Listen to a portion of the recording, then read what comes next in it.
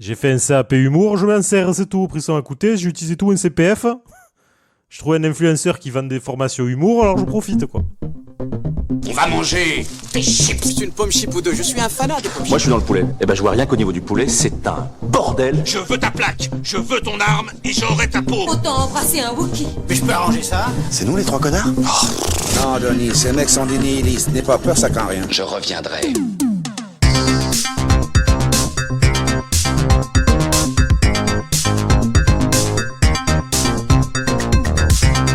Bonsoir tout le monde, bienvenue dans ce nouvel épisode de Luc, je suis ton film. Petite émission d'actualité, ça faisait longtemps qu'on n'en avait pas fait, ça nous brûlait le cul d'en faire une. Émission où je serai accompagné par le plus joli de tous. Ah, je dois choisir, là c'est pas facile. Ah, là, tu t'es mis dans une sacrée sauce. Ah, Tu t'es mis dans une sacrée merde parce que l'autre va partir. Hein. bon, Clairement. Thomas. Ciao, merci. Salut Thibaut. Po. Excuse-moi. Donc maintenant qu'on est que tous les deux, je peux te le dire, mais c'était faux. C'était Thibaut le plus joli. On l'a perdu pour rien. Tant pis pour toi. Bonsoir tout le monde, ça va? Bonsoir Bertrand, bonsoir les gens. Bonsoir Thibaut qui n'est plus là. En vrai, cette image est incroyable. Hein. Si vous aviez la chance de voir ce qu'on voit, c'est absolument fou, mais malheureusement vous ne le saurez jamais. Je vous donne un indice. Non, bah là je peux plus. Là, c'est PG-13. Donc du coup, nous serons accompagnés de son frère jumeau. Un jumeau, il est pareil, du coup, il est tout aussi beau. Toby. Thibaut. Ah ouais, bah pas mal. Salut tout le monde. Salut les belles personnes. Nous, depuis le bas de l'arbre généalogique du monde, bah écoute, on vous salue bien bas et on vous regarde et ça a l'air vachement bien. Waouh, que de bonne ambiance. Ouh. Donc, Bah oui, merci Bertrand. Je te dis tout le temps que c'est toi le plus beau. Fallait changer un peu de temps en temps. C'est vrai. T'es d'accord, Thomas? Oui, j'étais à ça du burn-out là. J'étais pas bien.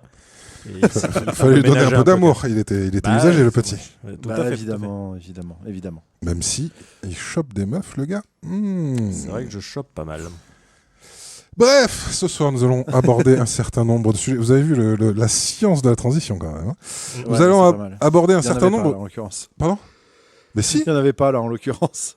Si. Attends, je te la refais. Bon, bref. Ça, c'est une Ok, transition. ouais, effectivement. C'est pas mal, hein. C'est parfaitement travaillé. C'est pour ça qu'on m'a proposé le 13h, mais j'ai refusé. Ouais. C'est trop tôt dans ma matinée.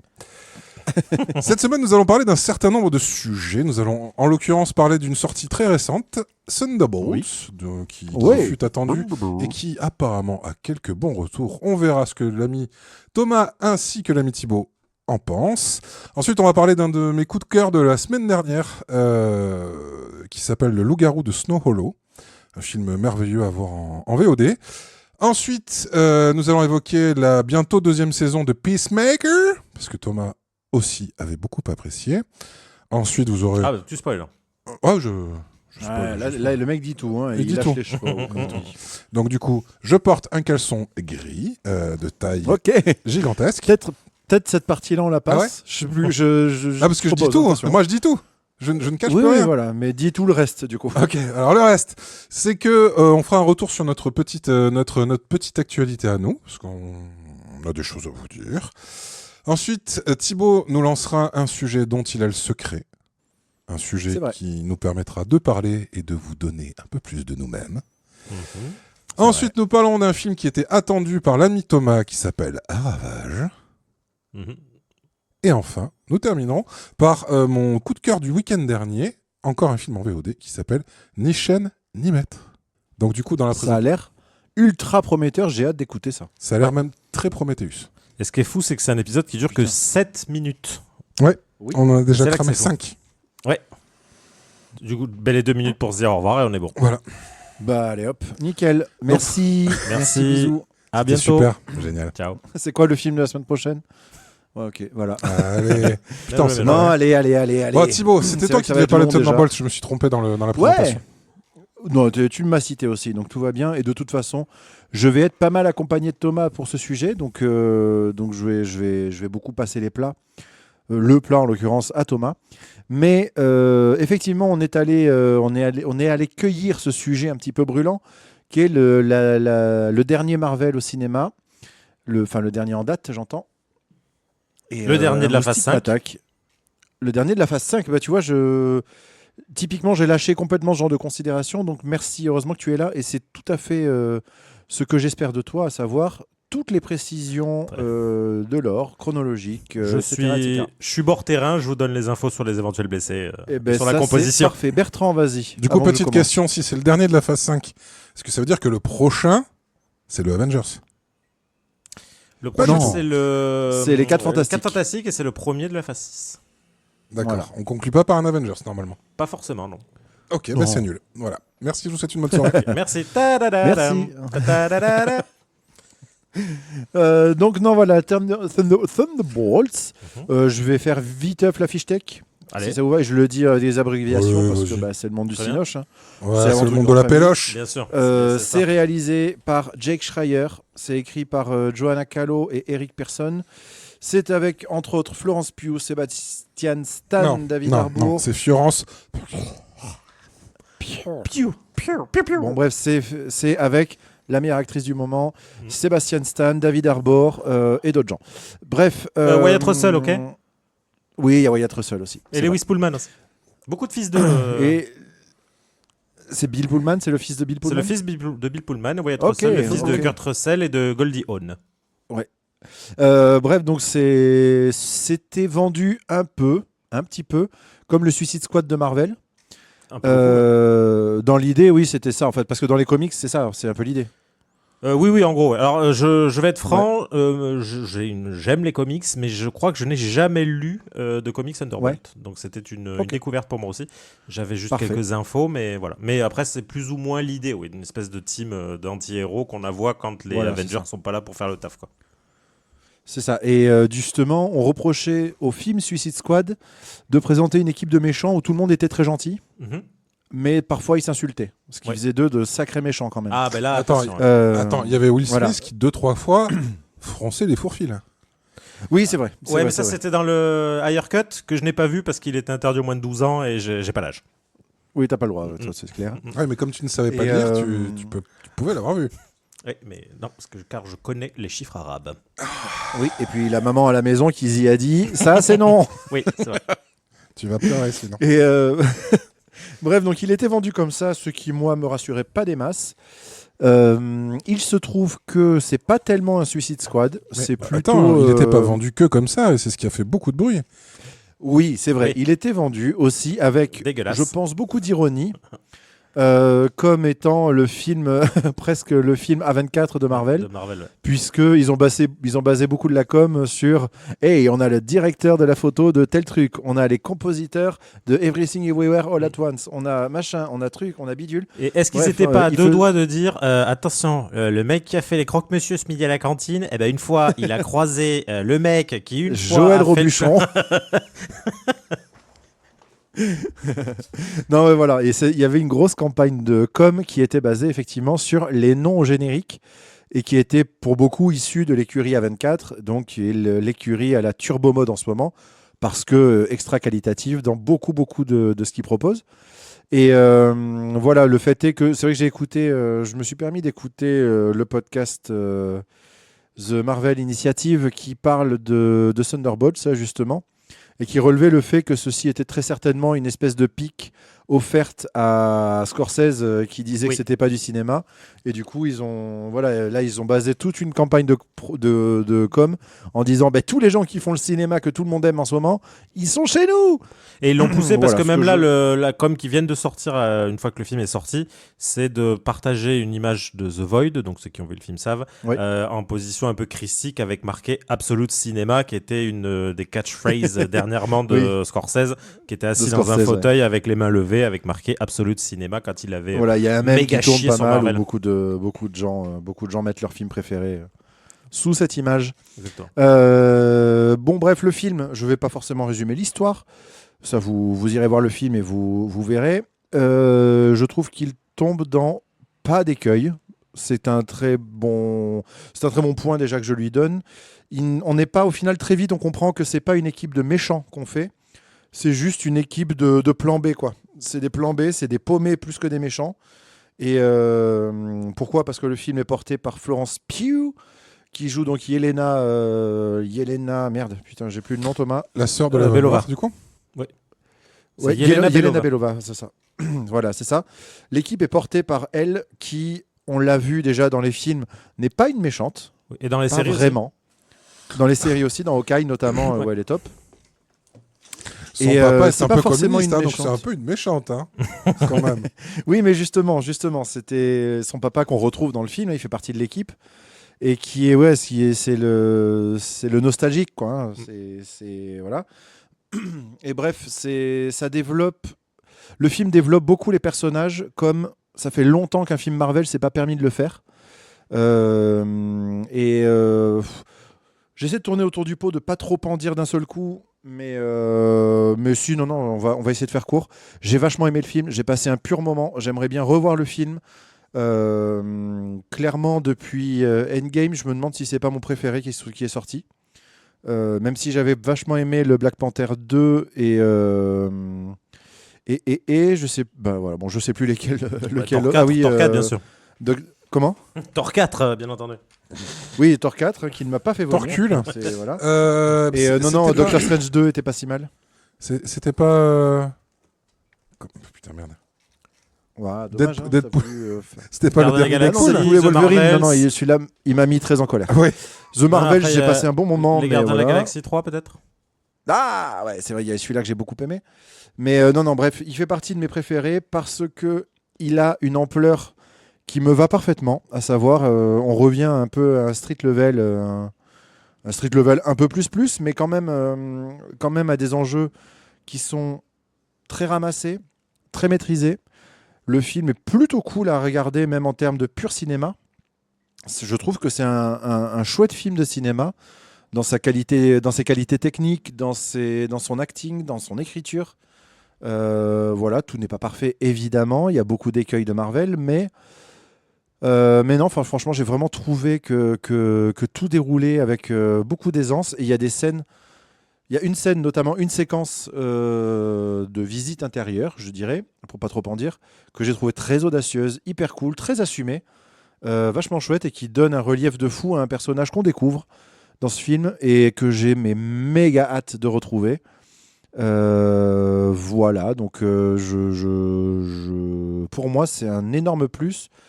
Je pense que c'est un énorme plus parce qu'il y a eu beaucoup de moins avant, et notamment le précédent film, hein, le Captain America Brave New World, que j'ai vraiment pas aimé du tout. Et voilà, donc bref, c'était un pur moment. Et voilà, et ça présente de nouveaux enjeux. Et puis même, ça va jusqu'à... évidemment, j'en dirai rien de trop. Mais ça va jusqu'à la gestion de la scène post-générique qui, pour moi, est dans la plus pure tradition de ce qu'on n'avait plus beaucoup de chez Marvel. Je ne vais pas dire pourquoi, mais voilà, c'est quelque chose que j'ai trouvé ultra agréable à suivre de A à Z. Thomas, je te laisse le crachoir. Eh bien, écoute, je suis globalement d'accord avec toi. Ça me fait très Donc, plaisir. vous connaissez mon aversion absolue pour Suicide Squad, en tout cas ce qui a pu en Oui. être fait au cinéma. Et c'est cocasse parce que je vais parler de Peacemaker juste après. Mais le problème de Suicide Squad, c'était effectivement des méchants qui sont vraiment un gros tas de sacs à merde, hein, qui sont des meurtriers, de tout ce que tu veux, à qui on essaie de donner des sentiments mais en sachant pas l'écrire. Je trouve que c'est l'inverse justement de Thunderbolt, c'est que c'est pas foncièrement des méchants, c'est juste qu'ils sont brisés en 12 et en fait ce qui les réunit, Voilà. c'est le fait d'être totalement inutile. Et je trouve que comme tu dis, en fait l'équipe fonctionne.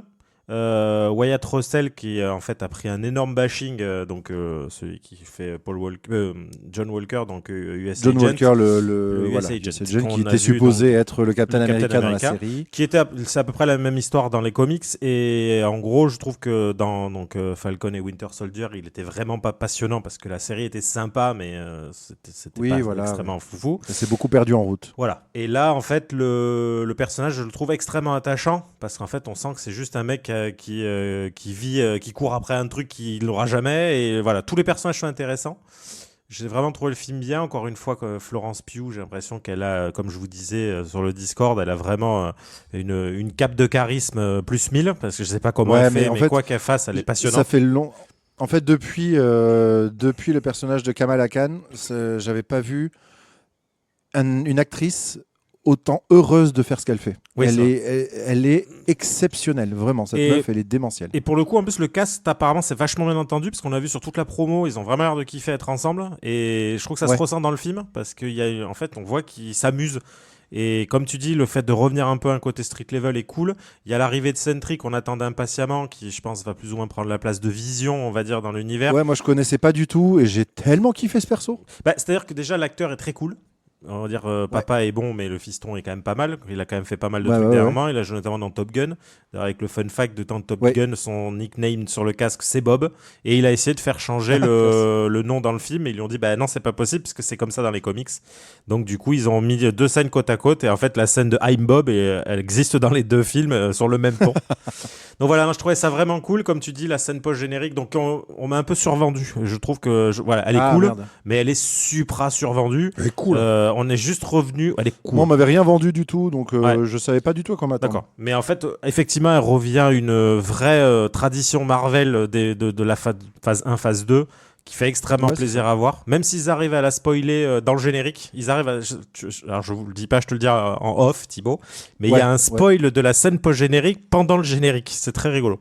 Quand tu parles du générique, c'est le générique de fin ou le générique de fin, ouais. Générique de fin. Okay, il y a un spoil qui mais énorme en fait. Il y en a même 2 qui spoil qui spoil la bande-annonce. Le contenu de la scène. Si vous voulez pas l'entendre, je vous le dis, mais il faut trouver un moyen de revenir après, et ça c'est impossible, donc je vous le dirai pas.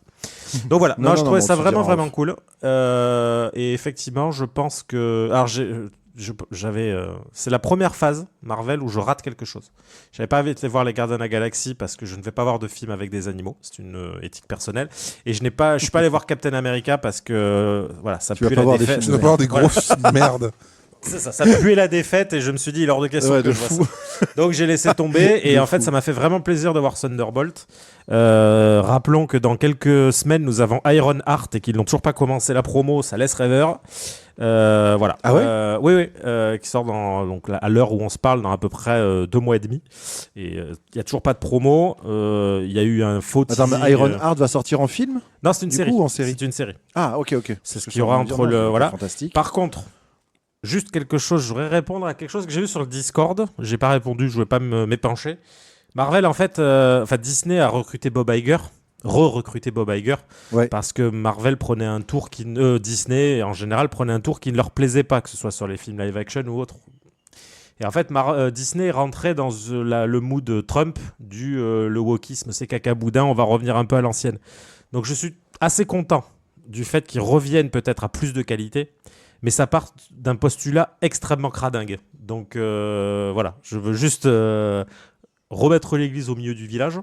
Je trouve ça bien qu'ils arrêtent un petit peu de faire des cochonneries, mais les raisons ne sont pas forcément valables. Parce qu'ils ont annoncé, donc en fait, il va y avoir la série Vision, qui sera donc la dernière série qui se lie au film à 100%, parce que Kevin Feige a annoncé qu'il en avait marre que les spectateurs doivent faire leur devoir pour aller voir le film. C'est sérieux. Et les spectateurs en ont marre. Hein. Oui, les spectateurs. Donc, mais faire revenir Bob Iger, en fait.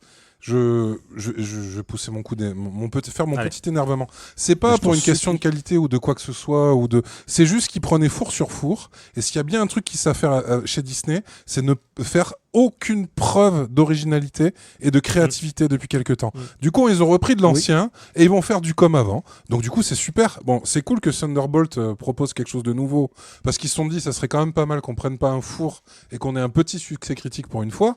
Mais moi j'ai envie de dire, ne vous attendez pas à ce que ce soit bien non plus en suivant. Hein. Il y aura peut-être quelques erreurs de casting de bons films, mais bref, je suis énervé. Voilà. Moi je pense que je suis d'accord avec toi. Là en fait je me dis Bob Iger, pas Bob Iger, le film fonctionne parce qu'il a été correctement écrit et qu'ils n'ont pas cherché à péter plus haut que leur cul. Je mise énormément d'espoir dans les 4 Fantastiques parce que c'est Marvel et qu'ils n'ont pas le droit de se rater. On en avait parlé déjà et que je suis tout à fait d'accord. Voilà, pour moi ils ont vraiment pas le droit de se rater, sinon c'est bon, ils entérinent tout et ça devient vraiment juste une usine à jouer et ils arrêtent d'essayer de faire croire qu'ils sont capables de faire des films. À voir. Alors bonne nouvelle du coup, De toute façon, il faut qu'ils changent leur manière de faire, clairement. Je pense il faut qu'ils ralentissent le rythme déjà. Ils pourront plus se permettre de... je me suis énervé, du coup j'ai oublié où je voulais en venir. Mais c'est juste pour le plaisir de t'énerver. Oui, ça se passe toujours comme ça. Mais le fait de lier les séries à des films, c'est bon, calmez-vous. Vous êtes arrivé enfin à ce que vous vouliez, en fait, finalement. De forcer tout le monde à consommer votre tambouille. Parce que c'est ça l'idée. De forcer les gens à aller sur Disney, de forcer les gens à s'abonner. Les quelques personnes qui vont au ciné et ça leur suffit pas, ils veulent plus de Marvel, donc abonnez-vous à Disney et vous pourrez apprécier que si vous abonnez. C'est juste qu'ils ont pris des fours à plus de 200 millions et en prendre plusieurs à la suite. Donc voilà. En fait, s'il y a une chose à changer, c'est pas de lier les séries ou quoi que ce soit, ou de faire revenir Navarro à la tête de Disney. Non, ce qu'il faut, c'est peut-être baisser les budgets et essayer de faire du cinéma, quoi. Voilà. Merde. Je veux juste glisser une petite bafouille sur le film aussi que j'ai pas précisé. Ça faisait longtemps aussi qu'on n'avait pas eu un film Marvel qui venait avec une thématique forte et assumée aussi. Et là, pour le coup, le film entier vient parler de santé mentale très frontalement et de dépression et de bipolarité et de ce genre de choses. Et il le fait avec, je trouve, un soin assez fou que j'avais pas vu depuis très longtemps. Et rien que ça, je trouve que ça se met au crédit du film. Le film est cohérent de A à Z. N'appelle pas forcément à une suite directe, c'est-à-dire un Thunderbolts 2 là en l'état, non, ça sert à rien. Clairement. C'était une manière d'amener des personnages, enfin un groupe de personnages, et donc une perspective pour la suite, encore une fois. Oui, de toute façon, si vous avez allumé un seul réseau social ou êtes allé dans la rue au cours des 10 derniers jours, vous savez exactement le fin mot du film, parce que la com est voilà. Ah bah écoute, mais voilà, je trouvais important de préciser que c'était quand même un film qui se tenait aussi au niveau de son écriture et de sa thématique. Voilà. Mais je trouvais ça vraiment très cool. Thomas, vas-y. Non, c'était juste pour dire que du coup, Jack Schreier, donc le réalisateur, et j'en suis assez content, et extrêmement pressenti du coup parce que Marvel, effectivement, quand ils ont des réalisateurs peu connus qui font un film bien, ils aiment bien les user jusqu'au bout. Et voilà. Et apparemment, donc il aurait signé pour faire le film X-Men. Et du coup, il a prouvé qu'il était capable de faire un film avec une équipe. À faire des bonnes scènes d'action, comme tu dis, la fameuse scène dont tu parlais tout à l'heure, en fait, est quand même une scène assez originale dans sa façon de faire. Donc, même toute la séquence finale, il y a tout un truc de mise en scène qui est très très cool avec l'utilisation du noir et blanc, on va dire. Donc, il y a vraiment pas mal de... Voilà, je trouve qu'il a eu plein de petites idées sympas. Il y a de super idées, vraiment. Ouais. Et comme moi, j'attends très très impatiemment X-Men parce que c'est mes préfs de la vie, du coup, je suis assez content de me dire que c'est un réalisateur qui a fait un film cool déjà. Donc, voilà. Ouais. Après, c'est chaud de succéder à c'est encourageant. Quand même. Hein ? T'as dit quoi ? C'est chaud de succéder à Bryan Singer quand même. Parce que je les ai refait il n'y a pas longtemps. On va dire que là, on a passé le gap du c'est bon, on peut faire un nouveau X-Men. Ceux de Singer, ils ont pris un coup dans la gueule là quand même. Même le 2 pareil, je me suis refait le 1 et le 2 là et ils ont morflé. Okay. Bon, très bien. C'est des films qui ont ils ont 23 ans. Hein. Ouais, non, il faut bien les remettre dans leur contexte. Ouais. Oui, non, je suis d'accord. Mais et au final, je pense que Marvel, ou en tout cas phase 1, 2, 3, on va dire, toute la période truc de... Enfin, la phase de l'infinité. La guerre de l'infinité. Ouais, merci, j'arrive plus à trouver le mot. Je pense qu'elle a fait énormément de mal à tous ces films-là. Parce que en fait, il y avait quand même un respect assez vénère du produit, autant dans le visuel que dans... Voilà, peut-être pas les films valent ce qu'ils valent, je ne juge pas. Oui, mais je parle dans très inégal. Voilà, en termes de respect du matériau comics, sont quand même assez vénères. Moi, je te dis, pour le coup, tu peux demander à Thibaut, j'ai failli m'évanouir 2-3 fois à l'époque. Quand on a découvert et j'étais ravi de... Parce que c'est toi qui m'as mis le pied dans cet étrier-là. Moi, j'avais zéro notion et j'allais voir tous les films avec toi. Et je repartais telle une véritable encyclopédie. Et ça, c'est cool. Donc voilà, Thunderbolts. Si vous êtes des déçus de Marvel, franchement, allez-y, ça peut vous faire du bien. Si vous en avez rien à foutre de Marvel, franchement, allez-y. Ouais, ça peut vous faire du bien. Oui. Et non, je pense vraiment que ça reste un film chouette à voir, mais qui va quand même laisser ceux qui n'ont pas été très assidus un peu de côté par moment. Oui. Bah oui, parce que ne serait-ce que je rappelle qu'il faut quand même avoir vu Black Widow. Ouais. Il faut avoir vu Falcon and Winter Soldier, pardon, et le dernier Captain America. Il faut avoir vu Ant-Man 2. Ouais, il faut avoir vu les Captain America, au moins le 2 et le 3. Il y a du taf en amont. Alors le film est largement compréhensible, mais vous allez rater les refs. Quoi. Parce que quand même, si je puis me permettre, quand même, on est dans un scénario de chez Marvel. Si t'as pas vu les 32 films précédents, oui, non, c'est ça, tu vas seras rater toujours dans le wagon. Mais... Non, et puis pour le coup, je reviens à Thibaut sur ce qu'il disait tout à l'heure. Je trouve qu'il y a une vraie écriture dans les personnages. Et vraiment, pour le coup, je trouve qu'on n'est pas dans un film Marvel. Et les personnages sont bien écrits, l'histoire est pas inintéressante. Pour le coup, ça, voilà, il y a un vrai bon déroulé. Bon, après, effectivement, on sent qu'il y a un cahier des charges Marvel, mais je trouve que ça sort un petit peu du lot. Donc, Ouais, parce que- Mais il y a une super antagoniste aussi. Il paraît. J'ai C'est entendu vrai. dire que c'était la meilleure antagoniste depuis très longtemps. Mais oui, Ouais. puis surtout, c'est pas une antagoniste. Ouais, non, je vais rien dire de peur de pas spoiler, mais voilà. Non, puis alors déjà, Je- ne serait-ce voilà, que pour une fois, tu vois, c'est sans spoiler, mais c'est pas le personnage de Mads Mikkelsen dans Doctor Strange qui a pour ça l'unique objectif d'être méchant en fait. Tu vois, Oui, voilà. elle a, Non, un non, vrai, pas du elle tout. a une vraie motivation, elle a des arguments qui se tiennent, on va dire. Et puis, enfin non, moi ouais. C'est quand même une pourrie en plus, hein, tu vois, Oui. ça reste une méchante, Je mais trouve ça- c'est ils pas ont- son but dans la vie d'être pourrie, c'est juste ses méthodes qui sont dégueulasses. C'est Mais Amanda sinon- Waller. Mais c'est Ouais. la même chose qu'Amanda Waller. Et non, moi Donc pour expliquer, qui est dans le DC. Qui, ouais, du c'est coup. donc la chef, Celle qui monte la qui Suicide Squad. la Suicide Squad, la Task Force X. Du coup, peut-être qu'il faudra faire un jour une tier list des Marvel. Ah, du coup, il faut. Oh. Et ce serait hyper intéressant. Ah, Moi, je du serais coup, vraiment il y a pour un faire ça. paquet de films que j'ai pas vu, parce que pour ma part, j'ai Ah. quand même grandement Ouais, donc, abandonné depuis. Il me manque un film. J'ai tout vu là. Ouais. Bah, moi aussi. Ah, peut-être pas toutes les séries, mais j'ai vu tous les films. Moi, je crois que dans les derniers, je n'ai vu que Les Immortels, c'est tout. Ah oui. Ah oui, ça fait un moment du Ah coup oui, que t'en as pas vu. Ah oui, raté un ou deux, oui, oui, j'étais tellement. Donc, ah non, si t'as vu les Gardiens de la Galaxie 3. Ah oui, c'est vrai. Attends, les Éternels. Les Éternels. Pas les Immortels. Les Immortels, c'est avec Henry Cavill. Ouais. Oui. Oui. Oui. Oh. Bon. Bref, je vous propose qu'on avance de sujet Yes. parce que ça fait un petit moment qu'on est sur les Thunderbolts. Mais- C'était pas notre plus gros sujet. Bah, du coup, non, mais vu que je suis tout seul, je vais pas y passer 8 semaines. Ok. Je vais vous parler d'un petit film qui a été recommandé par Simon Rio, ancien rédac-chef d'Écran Large, et qui est aussi dans Réaliser sans trucage. Comme c'est un critique que j'apprécie énormément, je me suis dit, tiens, vu qu'il en parle avec beaucoup de ferveur, je vais me le mettre dans un coin. C'est un film qui s'appelle The Wolf of Snow Hollow. J'ai regardé un peu vite fait après avoir vu le film, les critiques. Il y a beaucoup de gens qui l'ont détesté. Je trouve ça surprenant.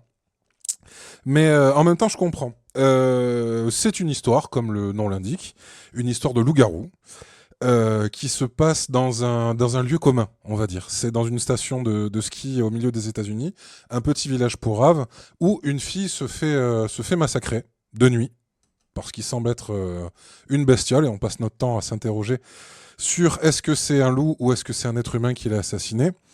L'enquête est menée forcément par une police locale qui est complètement pourrave, complètement déstructurée. Le film est réalisé par Jimmy Cummings qui prend aussi le premier rôle et qui a aussi comme père dans l'histoire Robert Forster. Je sais pas si vous voyez qui c'est. C'est Ah oui, ça me dit quelque chose, oui. qui était dans Jackie Brown, qui jouait le prêteur sur gage. Ah oui. Ouais. Voilà, un acteur. Oui, ouais, Un acteur doudou, un acteur de type doudou. de catégorie doudou. De catégorie doudou. Et donc, c'est le classique tueur en série qui apparaît dans un petit village avec une police locale qui est toute pourrie, avec des personnages, avec des personnages de flics qui sont tout pourris.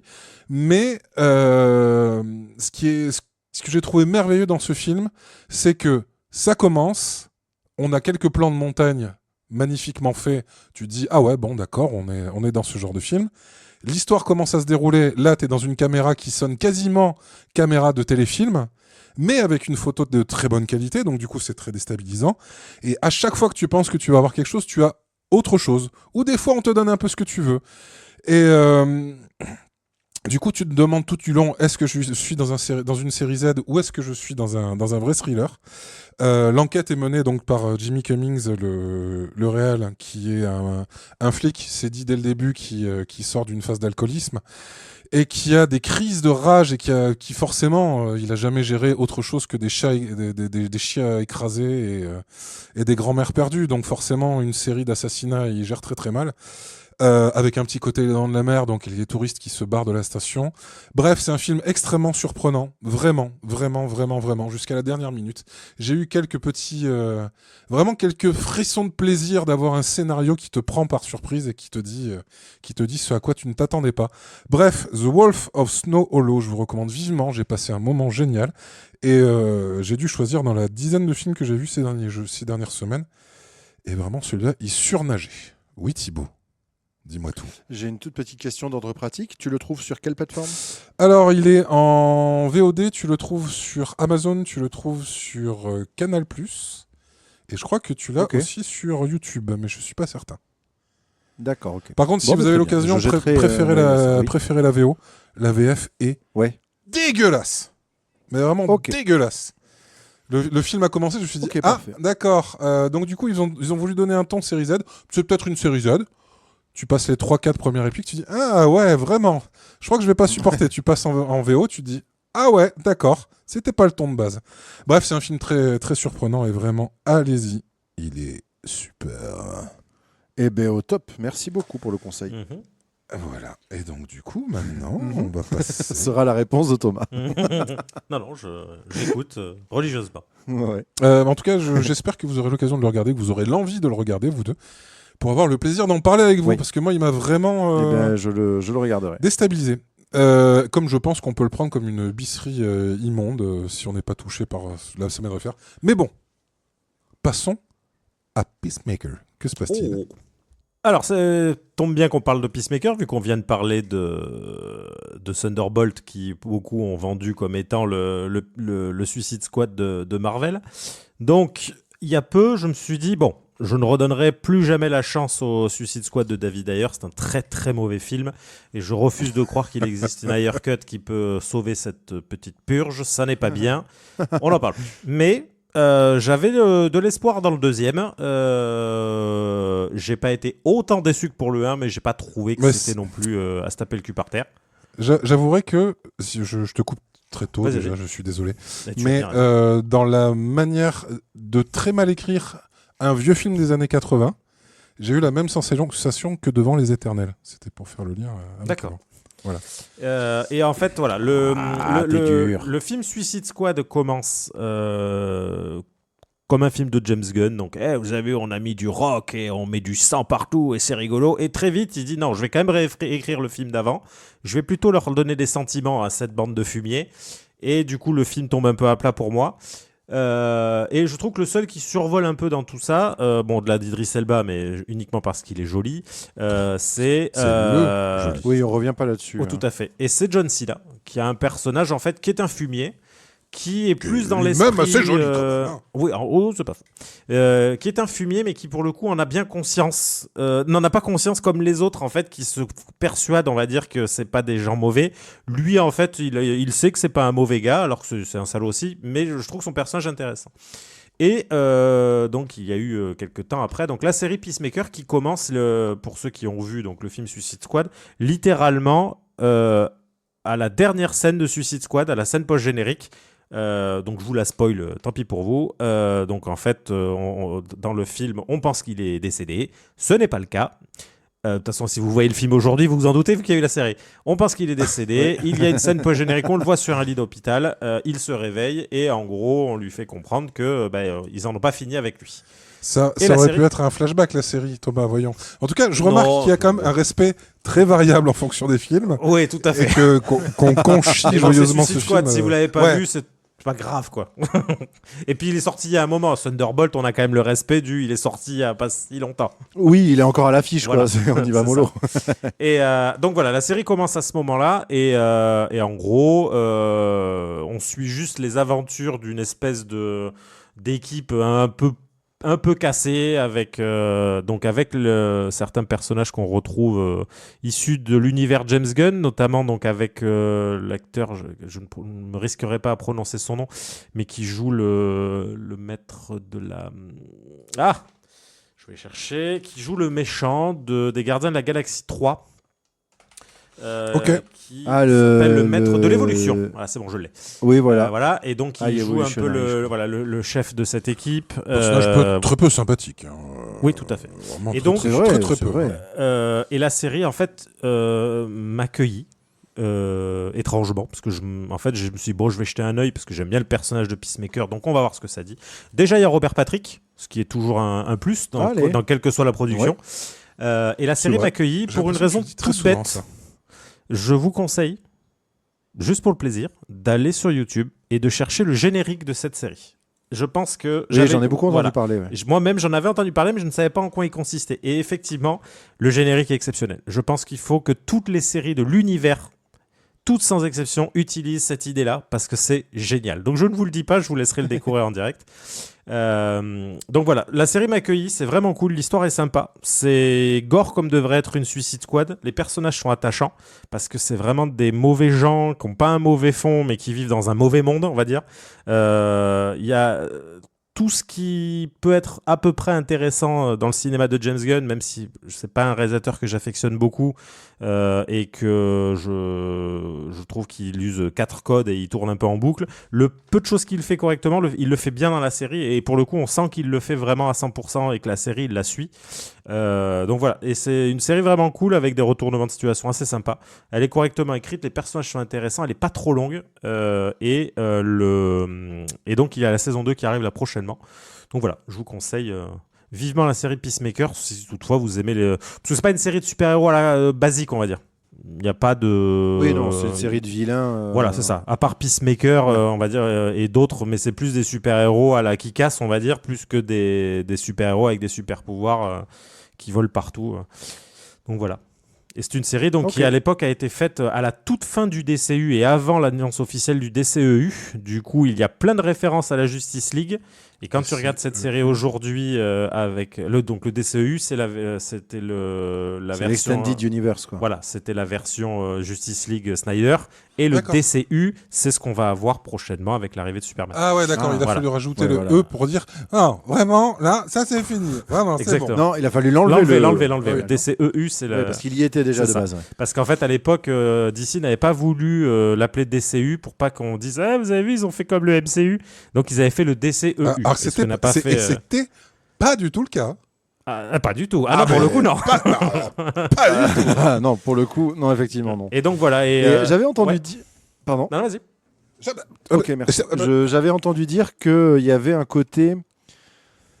Il y avait un côté presque anti-MAGA dans le ton de la série. Complètement. Voilà, rien que pour ça, ça m'a l'air d'être un argument quand même de poids pour la mater. C'est la vérité. En fait, en gros, je ne spoile rien, mais il y a la série creuse le passé de Peacemaker.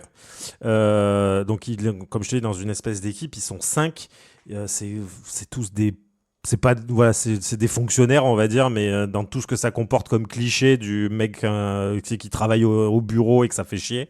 Et avec ce gars-là, en fait, au milieu, qui est toujours, il est toujours extatique sur tout ce qu'il fait. Alors que c'est un mec qui est capable de tuer femmes et enfants sans aucune vergogne. En fait, c'est ce qu'il explique dans le film et c'est un peu son leitmotiv de la série. C'est que pour obtenir la paix, il est prêt à tuer tout le monde, en gros. Peu importe qui il doit tuer, si ça peut lui amener la paix. C'est l'idée du personnage. Et en gros, on creuse son histoire, et son histoire, en fait, c'est que clairement, il a grandi dans un univers très MAGA, trop. Ouais. Et qu'est-ce que vous appelez un univers MAGA?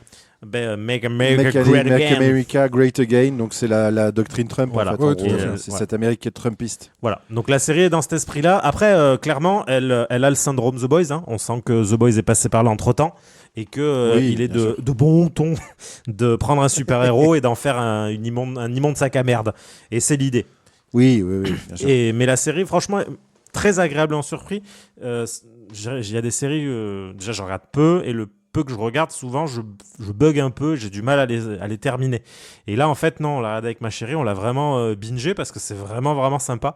Parce que l'ambiance ne retombe pas. L'ambiance propre à la série, même si les personnages évoluent, se développent un peu, l'ambiance de départ reste jusqu'au bout, quoi. Donc, voilà.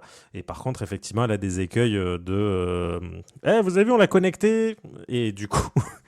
Elle ne l'est plus. Cette fois pas forcément, parce qu'à ce moment-là, ça marchait. Non, d'accord, voilà. C'est juste que c'est plus d'actualité. Ça marche plus du tout, et surtout qu'en plus, du coup, ça met James Gunn dans la sauce, puisqu'il y a la saison 2 qui arrive, et il a quand même dit, alors, il y a les 10 premières minutes du 4e épisode de la saison 1 qui sont canons. Ensuite, le reste ne l'est pas. Alors non, en fait non, les 8 premières minutes aussi, et en fait il sait pas trop comment s'en sortir parce qu'en fait dans la saison 2, il y a un personnage qui arrive qui va être un personnage important du DCU. Alors la bande-annonce, si vous n'avez pas vu la série, ne la regardez pas parce qu'elle spoil sans vergogne la saison 1, et surtout il y a l'arrivée de 1 milliard de trucs dedans. On sent qu'ils s'en servent aussi comme rampe de lancement pour leur univers connecté.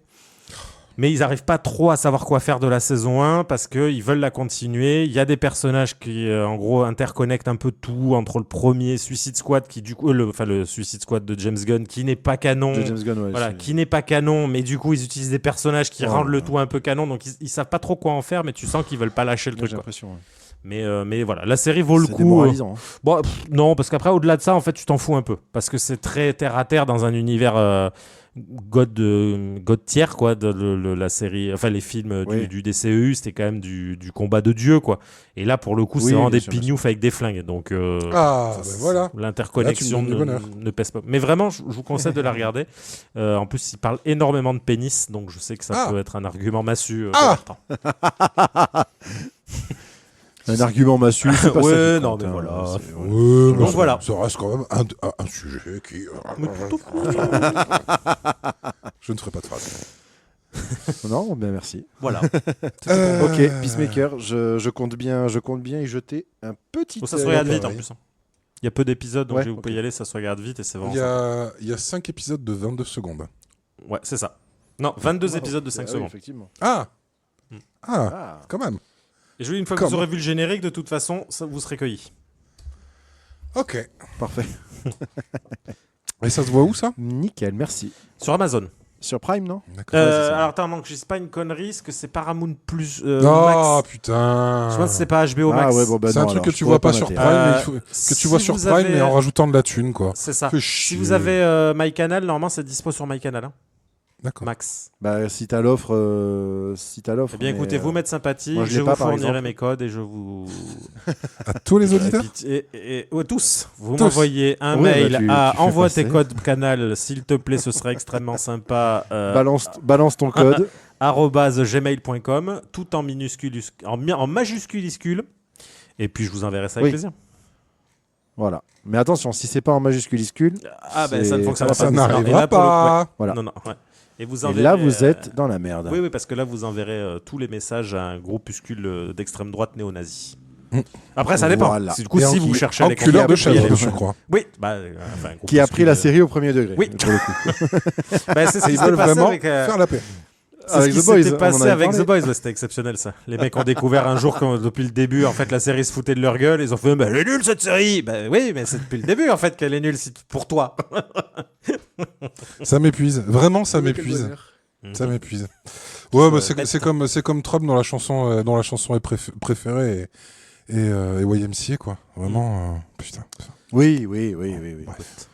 Heureusement Allez. qu'on l'a quand même. Ouais, non. C'est faux. On était sur l'interconnexion du connecté, des univers qui se connectent. Eh bien, chers amis, Waouh. chers auditeurs, Le mec est solide. ça fait 20 minutes que je vous écoute et je suis là. Ok. Il me faut une transition. ce J'avoue, coup-ci. j'ai un peu bâché ton sens de la transition au début, mais là, non. Là, je me suis dit, le bref, tu l'as déjà fait. Ça passera pas éternellement. Donc, transition magique, interconnexion, les amis, c'est fou. Vous allez apprendre de la bouche de Thibaut Oui. une information absolument démente. Pas du tout. Pas du tout. Non. Moi, j'ai juste envie qu'on parle de Space Opera. Ah tout. non. C'est juste ça. C'est pas beaucoup plus compliqué. Vraiment.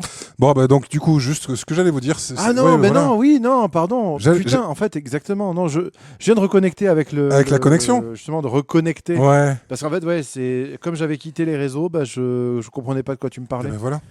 Heureusement, tout ceci va s'arrêter. Eh oui. Ça aurait Toute tout cette été... déconnexion. oui.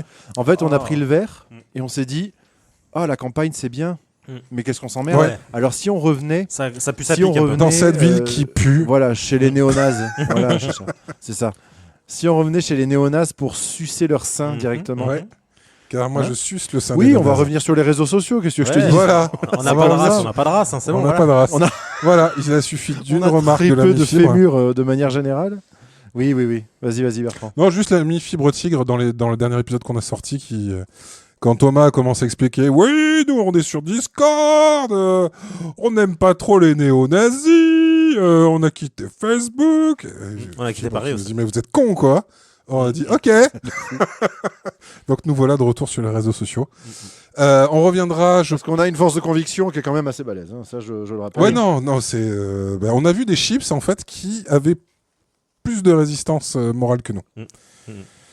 Exactement. Après, je sais pas si vous avez remarqué, mais Fibre Tigre est quand même, avec ce pouvoir incroyable qu'il possède, il nous a dit, vous allez voir demain matin, le soleil se lèvera. Et le lendemain, le soleil s'est levé. Donc, Vrai, à part c'est ça, entièrement vrai. C'est depuis que je commence à penser que c'est un style de gourou. Je pense, ouais. Ah bah moi j'ai mis une statue de Fibre Tigre dans mon salon. Moi aussi, mais c'est simplement par respect. Ouais. Pour, Moi, j'ai mis Fibre la gentille Tigre dans personne mon que salon. c'est. Oh là. Ah, le vrai bah ouais. Ouais, le vrai. Ouais, Ah ouais, d'accord. Ouais, j'ai Ok. acheté des croquettes pour tigre et puis on est parti, quoi. Ouais, un petit peu d'eau, je le sors faire caca de temps en temps et puis voilà, quoi.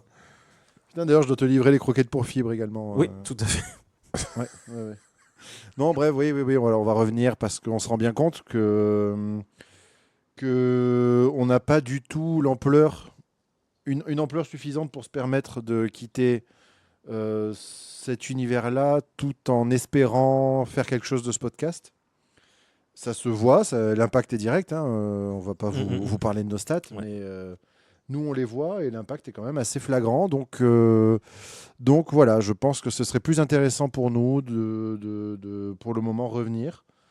Et puis voilà, et puis essayer de faire vivre ce truc-là, ce qui est quelque chose que l'on doit encore apprendre. Ouais, et on va essayer de pas juste. Enfin, on va essayer de vous proposer des trucs qui seront un petit peu plus vivants sur les réseaux et sortir. Thibaut fera des nudes et puis ça passera, ça va aller vite, Norme. Ouais, exactement. Ouais, c'est clairement mon plan. Et c'est pour ça que j'étais pour. attention, En vrai, les je petits- voulais les revenir petits juste foot pour le voir. fétiches. Vraiment.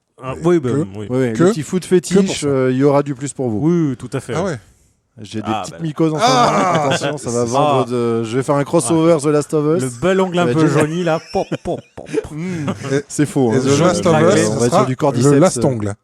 Oui. Le seul qui est encore là. Les autres ont pris forme, ont pris vie. J'ai gerbé en allemand. Bref, on va revenir. à ça sera beaucoup. Alors, Voilà. oui, j'ai un chat de droite Ah. qui va m'obliger à faire une toute petite pause, histoire de lui ouvrir la fenêtre, parce que là, il est en train de hurler, il commence à menacer de mettre fin à ses jours. J'arrive Ah. tout de suite. Toutes mes excuses, je viens vraiment de dire à mon chat, tiens, va, gros con. Voilà. Voilà, c'est ça qu'on veut. De la violence gratuite envers les animaux. Ouais, écoute, Ouais. évidemment. C'est Eh ben, on est exactement prêt pour le ça retour Elle sur n'est les que réseaux. verbale. C'est ça qu'on va faire sur les réseaux. Elle Ça n'est que et des verbale, il va mycoses. encore coucher avec moi. Oui, il va encore coucher avec moi ce soir, donc ça va. Ça n'est que verbal. Ça va là. Bien, peut-on enchaîner du coup? Ah, on peut enchaîner. Bah, d'ailleurs, c'est toi qui enchaînes, mon petit. Dis donc. Bah c'est à ouais, toi je me maintenant. doute bien. Je me doute bien. Absolument. Bah quoi, tu veux que je te parle de quoi du coup? Ben- Tu veux que je te parle de Space Opera pour de vrai cette Ouais, fois-ci? pour de vrai, ouais. Pour de vrai, ouais, mec. Eh ben Allez. allez. Eh ben d'accord. Pour de vrai. Le Space Allez. Opera, bah, c'est quoi déjà? C'est quoi le Space Opera? Est-ce qu'il y en a seulement un qui peut me dire ce que c'est? Moi, oui. C'est Vas-y. quand la cantatrice Vas-y, elle Thomas. chante dans le 5e élément. Tout à fait. Ça fait un opéra Ouais. dans l'espace. C'est un élément. C'est un élément, exactement. Ouais. Bertrand, est-ce que tu as une réponse plus constructive et plus consistante? Un petit peu plus Pour mon consistante. monde. Alors, le space opera, c'est de la science-fiction qui s'oppose à la science-fiction des années 70, qui était une science-fiction qui était plutôt intellectuelle, plutôt tournée vers l'intérieur de soi et la tristesse. Le space opera, c'est des grandes sagas galactiques. Le tête de pont, c'est Star Wars, hein, on va pas se mentir. Oui. Dune peut être considéré comme du space opera. Il y a un certain nombre de... Dune, à un certain moment, peut être considéré comme du space opéra, mais sinon, c'est du planet opéra qui est un dérivé de ça. Et oui, bah oui, mais soyons un peu pointus, les gars, on est là pour ça. C'est quand pour ça même. que j'ai dit qu'on Je peut te vois, considérer. Oui, mais de toute façon, je suis d'accord avec toi. Il y a un moment où on s'éloigne un peu d'Arrakis. Voilà, On peut considérer que ça en est. tout à fait. Est-ce que les Tuches est considéré comme un space opéra? Eh bien non, car c'est nul. Ah oui. Et Ah. non. Oh, il y a du space opéra bien pérave. Hein, quand Oui, même. il y en a, oui. Oh, Bah, le oui, Turkish Star il y en a. Wars déjà, non? oui, tout à fait. Parce que ça, hein. Tout à C'est fait. vrai, c'est vrai. Il y a aussi... Non, le space opéra, effectivement, si je peux me permettre, oui, on va faire une longue énumération merdique de films de merde. Vas-y. Vas-y, apprends. Oh, Dis, ça crache va, ton ça fiel. va. Parce que je suis sûr que vous l'avez en tête. Je suis sûr que vous y pensez. À Rebel Moon. Probablement, mais... Parce Oh, que putain, Rebel j'avais Moon, c'est zappé du space l'existence de ce opéra, truc. les gars. C'est du space opéra. On est complètement... On est full sur du space opéra. Ouais. Et ouais, non, c'est de la space poubelle également, Ouais. donc c'est Du odieux. space P. Voilà. Non, le space opéra, effectivement, d'un point de vue plus formel, merci d'ailleurs pour Je t'en prie, avec plaisir. ton explication, Bertrand, elle est très très pertinente. D'un point de vue plus formel, le space opéra, ça va effectivement impliquer bien souvent des races extraterrestres diverses et variées, haute en couleurs, etc. Des enjeux qui vont englober une grande partie de la galaxie, dans le meilleur des cas, sinon des galaxies, des mondes, etc. etc.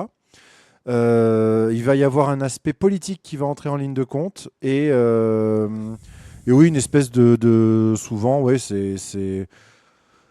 oui, non, il y a souvent du politique et de l'exploration, c'est un appel à l'aventure, c'est toutes ces choses-là, et c'est des choses que personnellement, j'adore retrouver et dans lesquelles j'adore me replonger de façon assez régulière.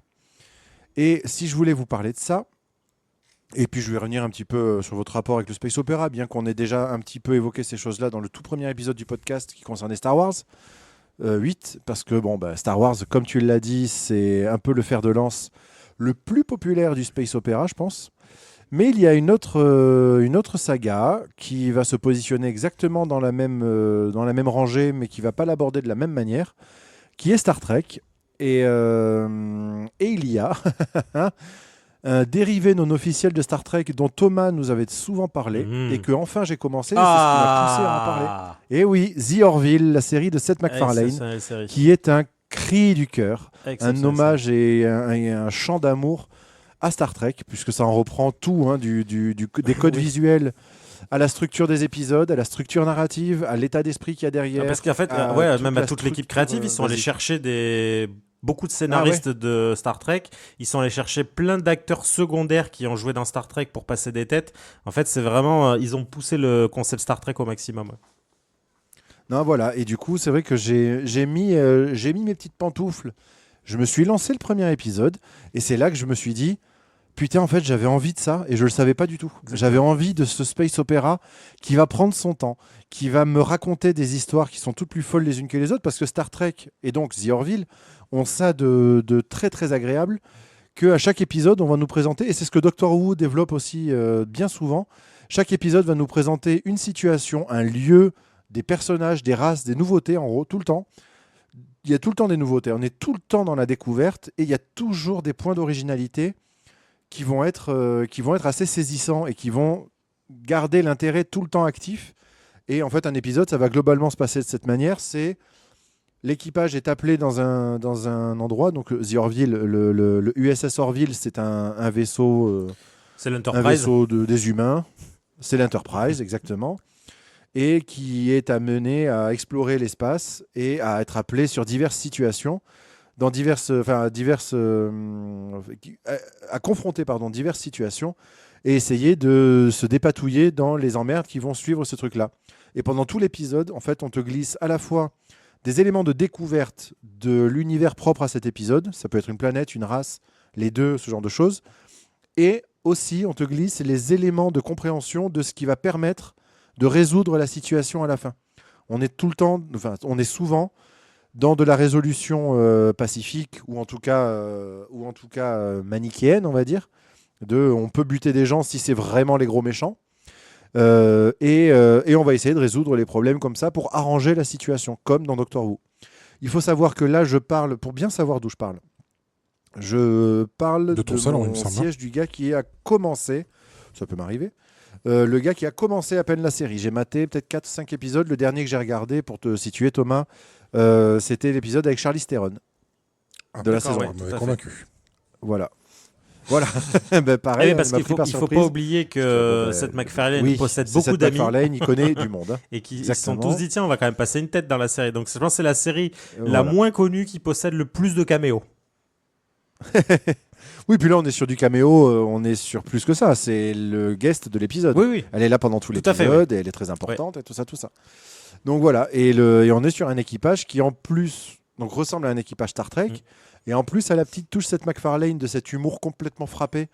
Notamment, je pense à l'un des deux timoniers, là, l'un des deux pilotes, qui est son pote au début qui va chercher, et qui est complètement... C'est une espèce de... C'est le rouquin. C'est un c'est un stoner en fait. Ouais. C'est typiquement un stoner qui est en fait une voix dans toutes les séries de Seth MacFarlane, qui fait toujours des personnages importants, notamment. J'allais le dire, mais si il fait, je sais que c'est lui qui fait c'est Steve dans American Dad, le fils. Mais dans toutes les séries Ok. de Seth MacFarlane, en fait, beaucoup de personnes qui jouent dans The Orville sont des gens qui font des voix sur les Griffins, sur American Dad et tout Ok. ça. Il est allé chercher tous ses collègues, quoi. Bon, mais voilà, mais très bien. Ce gars-là, je le trouve génial parce qu'il a la touche d'humour, de décalage qu'un Star Trek ne se permettra jamais. De ce truc de l'humour trash, stoner, de fou et complètement absurde et souvent un peu, vraiment un peu trashos. Et voilà. Et puis donc, il arrive à installer des personnages qui sont de son cru à lui, mais dans un univers qui prend au sérieux le matériau de base en fait. Et ça rend le truc super agréable à suivre parce que j'ai l'impression en tout cas qu'il va pas se perdre en route à essayer de n'être qu'une parodie d'autre chose. Et on est dans un hommage qui est très très qui est presque touchant et que ça me donne de plus en plus envie de me mettre à Star Trek pour de vrai. Donc je pense qu'à un moment donné je franchirai le cap et voilà, et je remercie cette série et donc par là même toi aussi Thomas parce que c'est sous ton impulsion que j'ai regardé ça uniquement. Je n'aurais pas zioté ce truc là je pense sinon, et je regrette pas du tout, et c'est ça qui m'a rappelé que je kiffais le space opéra et dans sa simplicité, dans sa créativité, dans son sens de l'aventure et dans le souffle épique, même à petite échelle, qu'il est capable de générer et de fournir. Et ben voilà, moi c'est merci pour ça. Merci au Space Opera, et je rappelle que j'essaie d'en écrire aussi et que mon livre sort bientôt là maintenant. Voilà, merci. Les gars, votre rapport au Space Opera et comment vous fonctionnez vis-à-vis du Space Opera, en fait, c'est ça qui m'intéresse. Moi, encore une fois, c'est par phase et j'ai mes petites valeurs doudou. Voilà, je parlerai un jour vraiment de Babylon 5, mais pour moi ça reste la valeur étalon. Mais voilà, Bertrand, tiens, je sais que tu es très attaché à ça toi aussi. Est-ce que tu peux m'en dire plus sur ta consommation du space opéra, ton rapport à ça, la récurrence de tes envies vis-à-vis de ça, et tiens, j'ai envie de dire tes espoirs par rapport au space opéra, s'il te plaît. Alors, on n'est peut-être pas dans le bon endroit pour en parler, parce que pour moi, le space opéra, en dehors de Star Wars, c'est littéraire. C'est complètement littéraire. C'est que Ouais, je comprends. j'ai la chance d'avoir une mère qui lisait et qui lit toujours énormément, mais qui a commencé à lire très très jeune et qui a lu absolument tout, de Primo Levi à tout le space opéra, toute la science-fiction, la fantasy, du roman classique jusqu'au polar. Et elle m'a transmis l'amour infini qu'elle a pour le space opéra et pour la science-fiction en général. Donc c'est les premiers bouquins que j'ai lus, et ça m'est resté, parce que je ne lis quasiment que de la fantasy et de la science-fiction. J'aime pas ce qui est réaliste en matière de bouquins, à part peut-être un peu de polar de temps en temps, mais voilà. Et du coup, ouais, les très grandes séries, les très grands plaisirs littéraires, pour moi, c'est très majoritairement de la SF. Avec une série qui malheureusement a été gâchée au cinéma, la Strategy Ender de Orson Scott Card. Ah oui, paraît-il. Qui est absolument merveilleuse. Ou quelque chose que j'ai lu assez récemment, mais qui est d'un classicisme incroyable, c'est L'Étoile de Pandore de Peter Hamilton. Ou peut-être... on en a beaucoup parlé. Ah bah, je t'en prie, fonce mon petit. Ou peut-être le premier roman de SF que j'ai lu, qui était d'un autre Hamilton, qui était d'Edmond Hamilton, Le Roi des Étoiles, Le Retour aux Étoiles. Bref, ce que je veux, c'est continuer à lire de la SF. Ce que j'en attends au cinéma, rien du tout. Parce que je pense pas que le space opéra est quelque chose qui accroche pas aux gens, en vrai.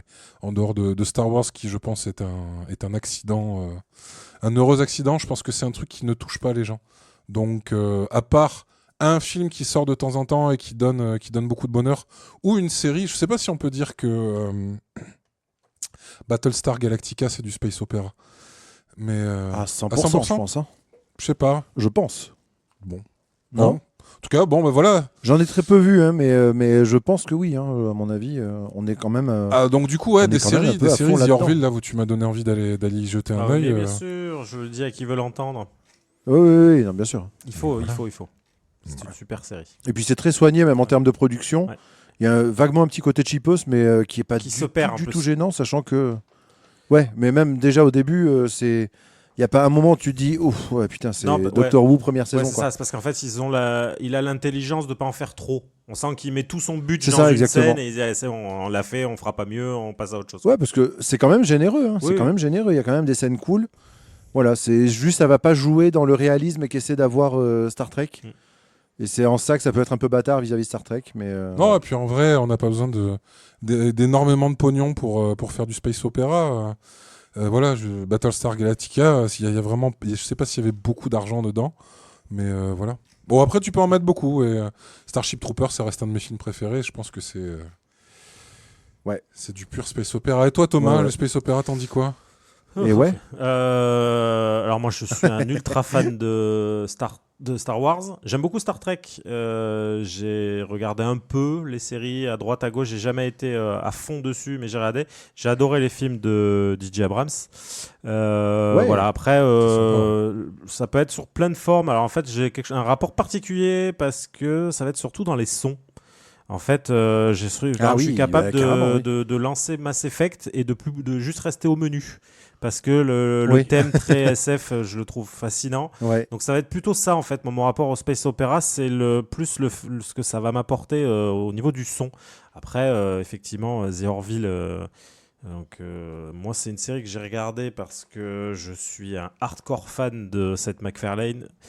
C'est-à-dire que j'ai regardé environ 10 fois l'intégrale des Griffins, environ 8 fois l'intégrale d'American Dad.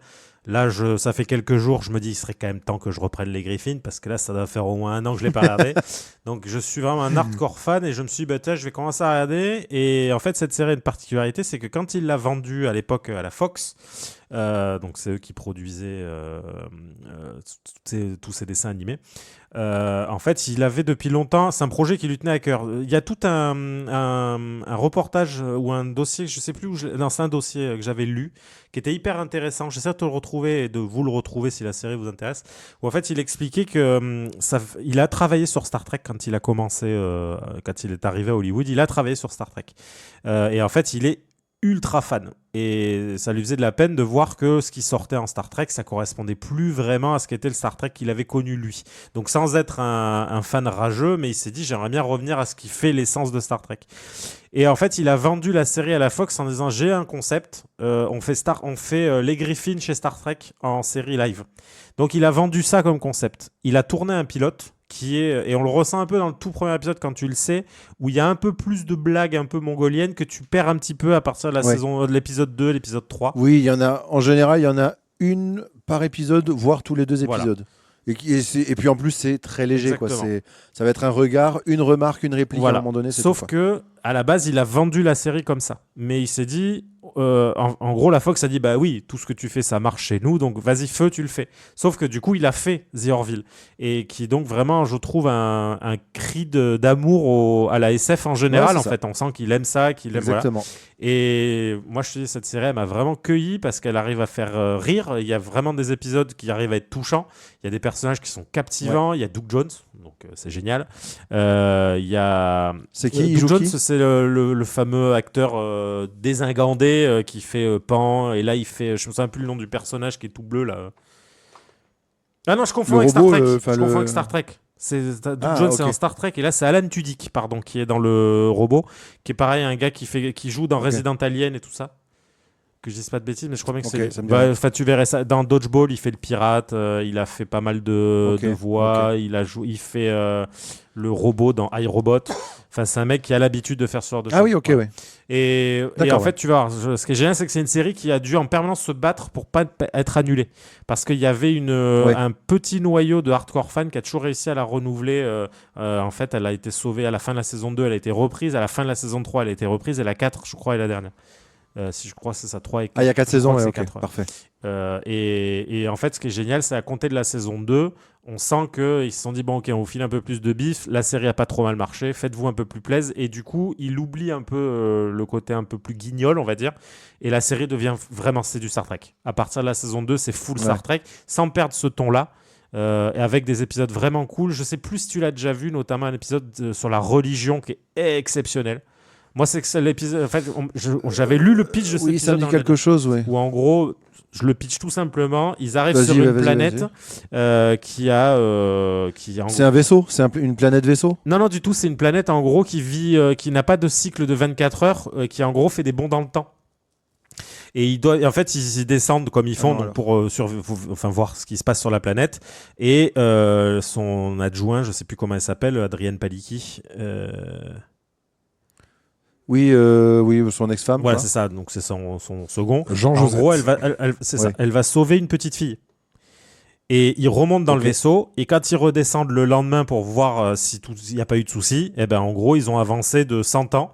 Et ils vouent un culte à Adrienne Pailly, qui a en gros est la Messie qui est descendue sur Terre pour sauver cet enfant. Alors, je l'ai Et pas en vu fait, encore, ils n'arrêtent pas de mais monter, descendre, et tu vois en fait l'évolution de comment un Messie est reçu.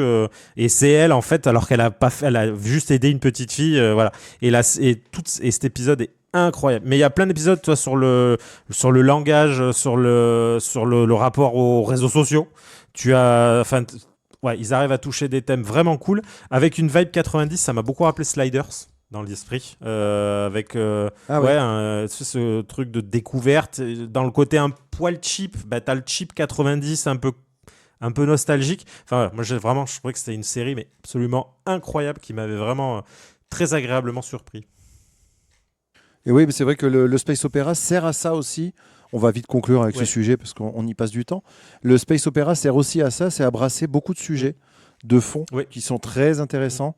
Et je sais que la religion peut en faire partie. Pour digresser très rapidement sur Babylone 5, c'est un sujet qui est très très important dans Babylone 5, sachant que le créateur John Straczynski est, je pense, plutôt intéressé par le sujet, mais plutôt en rejet des idées de la religion, mais intéressé par le sujet et par l'universalité du sujet surtout. Et c'est quelque chose qui est vachement bien abordé et de plein de manières différentes dans Babylone 5. Et il y a un épisode notamment dans la saison 1 où il est question d'un enfant qui a une maladie qui va lui être fatale, sauf que pour le guérir, c'est un enfant alien, il fait partie d'une race extraterrestre, un peu humanoïde, et il peut être guéri très très facilement avec une opération bénigne, et sauf que son peuple se voit comme une espèce de peuple à l'image du dieu, machin, tout ça, et qui ne tolère aucune altération de leur corps ou de leur âme ou de quoi que ce soit. Autrement dit, les parents de l'enfant s'opposent fermement à l'opération. Ce sont des témoins de Jéhovah. Bien l'espace. Ouais, presque, c'est un peu ça. Jéhovah. Et même si voilà, ils savent que leur enfant va y passer. Mais pour autant, ils refusent l'opération et ça met le médecin de bord dans une situation absolument horrible diplomatiquement, on ne peut pas se permettre un affront comme ça, mais professionnellement et personnellement, je ne peux pas me permettre de laisser mourir un enfant que je peux sauver en 5 minutes. Et du coup, tout l'épisode aborde ce sujet-là avec tous les cas de conscience que ça impose, avec toute la finesse du traitement que Babylone 5 peut proposer. Et voilà, je sais qu'en voyant cet épisode-là, j'ai compris que avec cette série et avec le space opéra de manière générale, on allait vraiment taper dans des trucs qui parlaient de l'humanité en tant qu'espèce, de la civilisation et de tout ce qu'on a pu engendrer. Et c'est passionnant, vraiment. Donc le space opéra, pour moi, c'est aussi... Ce que tu viens de parler là, c'est un épisode de Babylone 5 ? Parce que c'est aussi un épisode de The Orville. Ouais, voilà. Mais j'avais vu aussi un autre épisode qui m'évoquait vaguement la façon de traiter cette question-là. Et voilà, Babylone 5, 95, je rappelle l'année de... Oui, et puis je pense que vrai reconnaissent vrai, donc à mon avis, un mec comme Seth MacFarlane, je pense, doit avoir une pop culture SF qui doit taper dedans, je pense, sans aucun problème. Je pense, exactement. Voilà, c'était le petit sujet Space Opera. Je vous remercie beaucoup, messieurs, encore une fois, de vous être prêtés à mon jeu. Bon. Maintenant, on enchaîne. C'est quelqu'un de très joli qui va parler d'un film où il y a quelqu'un d'extrêmement joli. Extrêmement joli. Alors, du coup, je sais qui c'est. Du coup, Thomas, parle-nous de Ravage avec Tom Hardy. On va faire vite parce que ça fait 8 ans qu'on a commencé. Ravage, c'est un film qui a commencé sa production il y a 8 ans, je crois, qui a eu des soucis par le Covid, par la production, par beaucoup de choses. Donc c'est un film malade, mais qui a fini par arriver sur Netflix. Et c'est pas forcément... Alors j'adore Tom Hardy, mais on va pas se mentir, les films cool, vraiment bien qu'il a fait se comptent quand même sur les doigts juste de la main gauche. Ça va vite. Foncièrement, avec lui, j'ai aimé Bronson et Mad Max. Et c'est à peu près... Batman ouais, 3, Batman non 3, Ouais, ouais, à la Batman 3, limite. Et... oui, après, il a fait effectivement Dunkerque, ce genre de choses. Il a fait des films cool. Mais des films qu'il porte lui, il y en a peu. C'était plutôt dans ce sens-là, on va dire. Après, il a fait des films bien. Et là, en fait, ce film, quand tu regardes la bande-annonce, tout quand même pue la série Z fond de tiroir Prime Video Netflix. Mais ce qui m'a attiré, c'est que le film est réalisé donc, par Gareth Evans, qui est un réalisateur gallois, il me semble. Qui n'a pas fait forcément grand chose. Quand on regarde sa carrière, elle n'est pas longue comme le bras, mais il a fait un film en particulier qui à l'époque m'avait vraiment très très très très très très agréablement surpris. Donc c'est The Raid, qui est un film indonésien. Oui, c'est ça, parce qu'il a vécu en Indonésie pendant un temps. Voilà. Et en fait, il a donc réalisé ce film. Vous l'avez probablement tous vu, ou si vous avez vu Dredd, c'est exactement la même chose. C'est donc en gros des policiers qui rentrent dans un immeuble, ils doivent aller au dernier étage, et tout le film est un film d'action qui a lancé une espèce de petite mode à un moment du Pencak Silat. Quand le film est sorti, on s'est mis à en entendre parler, un peu comme à une époque on parlait du Krav Maga ou ce genre de choses. Et du coup, voilà, je me suis dit, tiens, il sort un film, parce que je viens de regarder sa carrière, excepté The Raid 2, je ne connais aucun autre de ses films. Il a fait The Night Comes For Us aussi, non ? The Night Comes For Us, c'est pas lui ? Non, là je vois, il a fait Footstep en 2006, Meranto, donc film action indonésien. Alors il me semble que c'est Meranto est le film qui a popularisé l'acteur principal de The Raid. Et ensuite il l'a repris donc pour The Raid. Après il a fait VHS2, The Raid 2, Le Bon Apôtre, Gangs of London qui est une série, et Ravage, et c'est tout. Donc Ravage, c'est... Donc c'est pour ça. Voilà, je me suis dit je vais quand même y jeter un œil parce que bon... Malgré tout, j'adore Tom Hardy parce que j'aimais le regarder. Et je me suis dit, voilà, le film était annoncé comme un truc dans l'esprit un peu de The Raid, assez bourrin. Donc j'ai regardé. Voilà, je me suis dit que j'allais en parler parce que Gareth Evans qui sort un film, ça reste quand même un petit événement c'est cool, en soi. On n'a jamais parlé de Gareth Evans. Donc je me dis que c'était quand même l'occasion. Et il y a aussi également Forest Whitaker et Timothy Olyphant qui jouent dedans. Tout le monde aime donc, Timothy Olyphant. Tout à fait. Donc le film vaut ce qu'il vaut. C'est un scénario qu'on a vu, revu. Pour vous le pitcher rapido, c'est un flic de la brigade criminelle qui, on comprend, a une histoire un peu complexe. On le comprend dès le début que c'est un mec qui a un passé un peu de ripou, mais qui est pas un mauvais gars, mais qui a été obligé de faire des choses pas nettes pour avancer un peu. Et il va se retrouver avec une jeune flic qui a enquêté sur donc le massacre d'un fils d'une mafieuse, je sais plus si c'est en japonais ou chinois, je ne sais plus dans le film. Et donc il va reconnaître sur la vidéo du massacre qu'il y a le fils du maire qui serait impliqué là-dedans. Et donc il va devoir le retrouver avant la mafia qui va essayer de le descendre pour se venger. Donc c'est assez basique comme scénario. Il y a le peu de retournement de situation qu'il y a, comme il y a 4 personnages, on les voit quand même venir d'assez loin, mais comme pour The Raid, on est plus là pour en prendre plein la tronche. Donc et on retrouve ce qu'on a pu, à petite dose en tout cas, aimer dans The Raid, notamment une scène de boîte de nuit que ne dénigrerait pas John Wick, qui est extrêmement bourrin, et pour le coup le monsieur sait filmer des scènes d'action, c'est indéniable, et la scène finale qui se passe dans une cabane de pêche où ça défouraille non-stop, comme j'aime, sans musique, où c'est vraiment juste du défouraillage. J'adore ce genre d'effet. Qu'est-ce que j'aime ça. Voilà, le film est crash pack, on sent qu'il a été fini comme il pouvait. Il y a des scènes de course-poursuite où les effets spéciaux, c'est même plus qu'ils sont visibles, c'est qu'on dirait une bande-annonce de PS2, où tu sens que les voitures se déplacent pas du tout naturellement, que la neige n'est pas naturelle. C'est terrible. Mais pour ceux qui ont à l'époque, comme moi, eu extrêmement mal aux fesses en regardant l'horrible film Max Payne avec Mark Wahlberg, je pense que Ravage est ce qui se rapproche le plus de ce que devrait être un film Max Payne.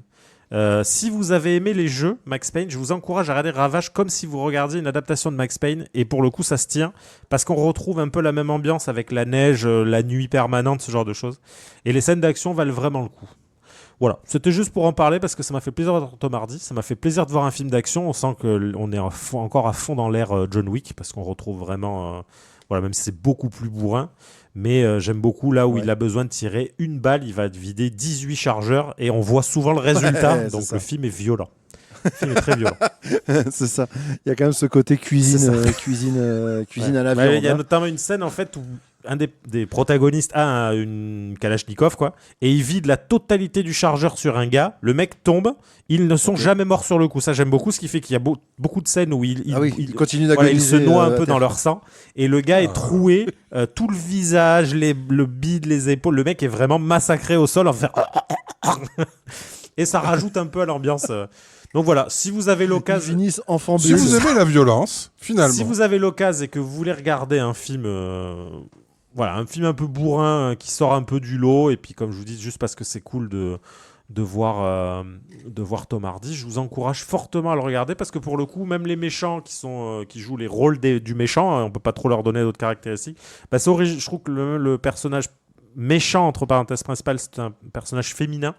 Et pour le coup, ils lui ont vraiment donné une caractéristique qu'on donnerait plutôt à un personnage de la mafia, tu sais, un homme de la mafia. Et ils lui ont donné ça en fait. Elle a une cruauté totale que j'aime beaucoup dans le personnage. Donc voilà, je vous encourage à le regarder. N'attendez certainement pas de voir un chef-d'œuvre. Ne venez pas me le reprocher après parce que ce n'est pas le cas. Ouais, c'est pas ce C'est que un tu film vends, c'est Netflix, pas ce que tu donc nous du vends. coup, Mais c'est un mauvais film, mais très bien filmé. Voilà. Ah, C'est ok, comme ça que je le c'est bien vendrais. ça. Mais si vous voulez C'est voir, bien. juste voir de la belle image et surtout des scènes d'action qui dépotent, pour peu que vous aimiez John Wick et tout ça, je vous encourage. Voilà. En vrai, ça peut me suffire, moi, perso. hein, Ah, mais moi, j'avoue. c'est tout ce que je cherchais. Le film n'a pas cherché à m'en proposer Ouais, ouais. plus. Et comme je te dis, moi, je Ah voulais bah, voir très ce bien. qu'est capable de faire Gareth Evans en scène d'action.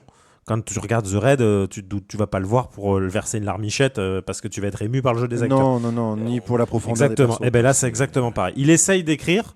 Tu sens que le problème qu'il y a, c'est que son stylo a pas beaucoup d'encre, donc il est obligé il est obligé résumer, de quoi. faire des choix. C'est ça.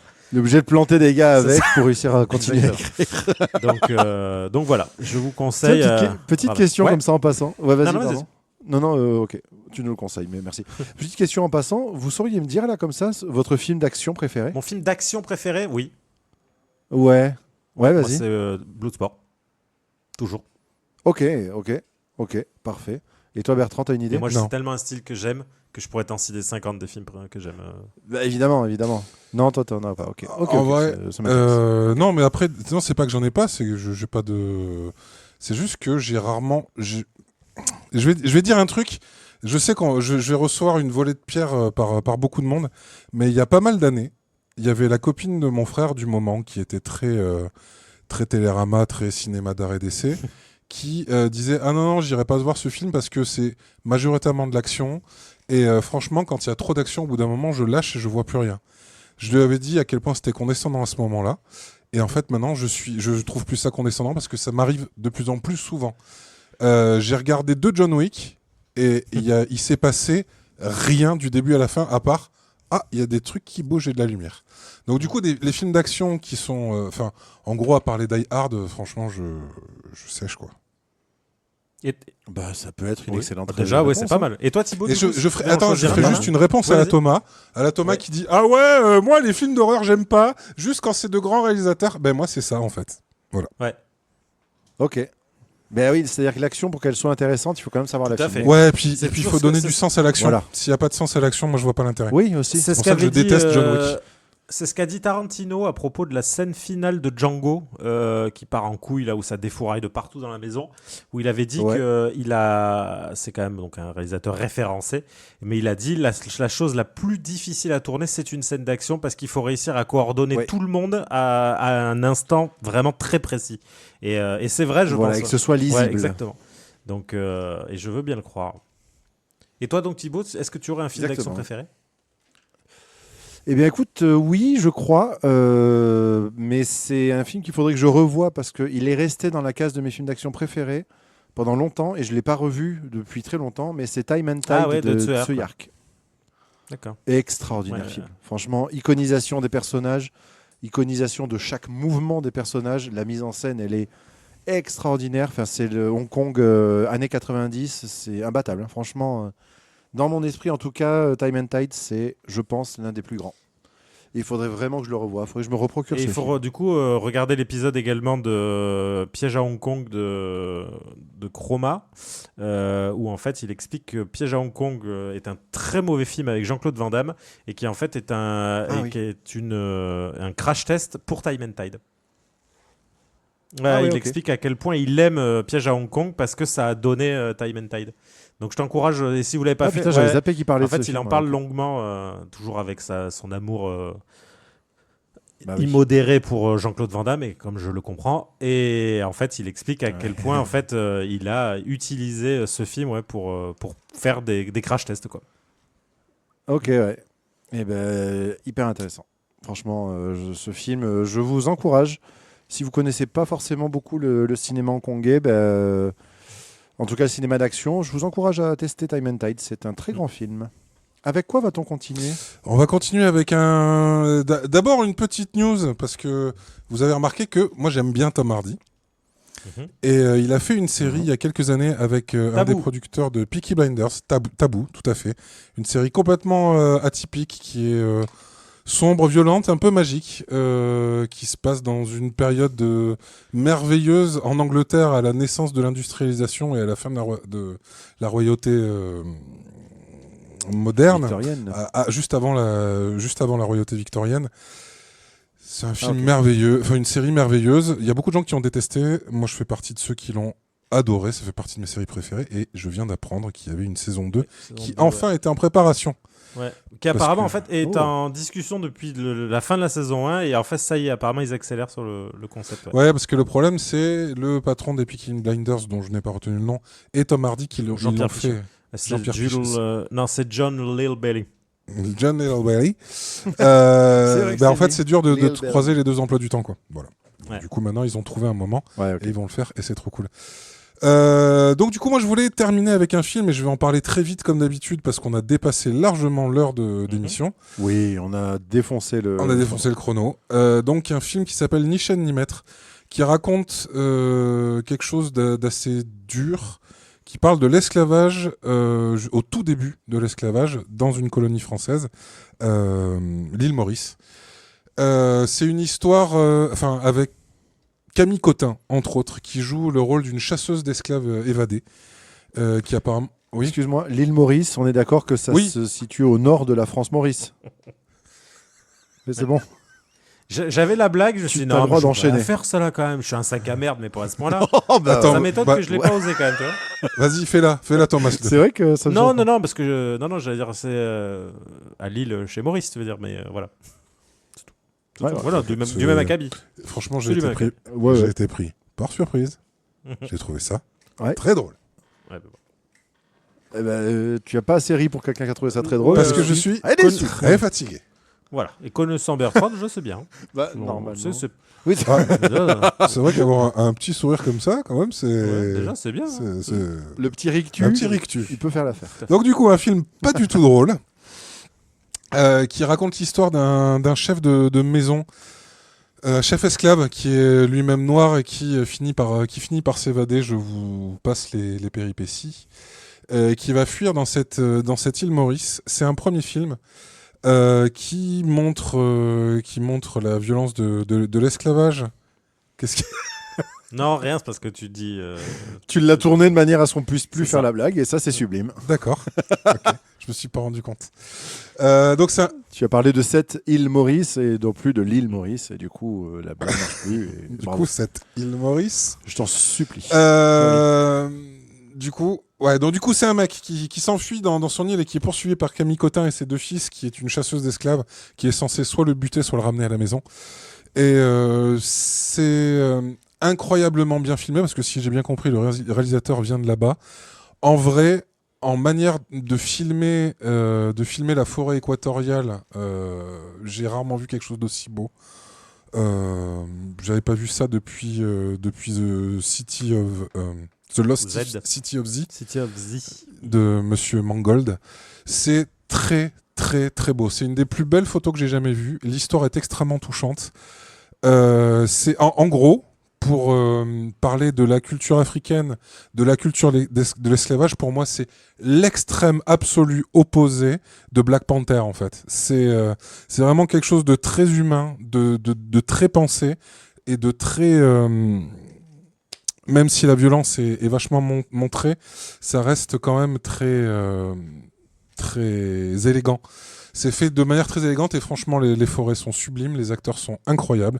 Ça fait du bien de voir Camille Cotin avoir un rôle qui est pas un rôle semi-comique où elle joue une connasse. Là, Elle en a fait d'autres quand même, non ? Elle en a fait d'autres, mais pas assez, je trouve. Oui. Elle est pas assez employée. Elle est très très bien dedans.